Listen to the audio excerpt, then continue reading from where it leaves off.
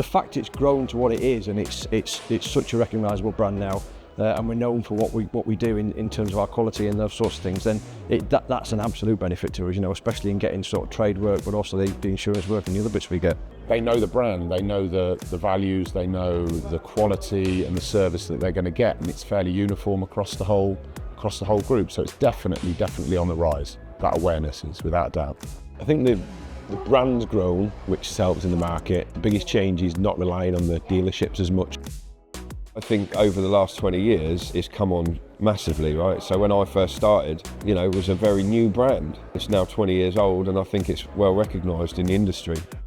All those things that I was apprehensive about, worried about, it's like, you've got the brand, we can help you with new business, we'll help you recruit people. You're not just walking in saying, hi, I'm John's Body Shop, walking in going, I'm Rise.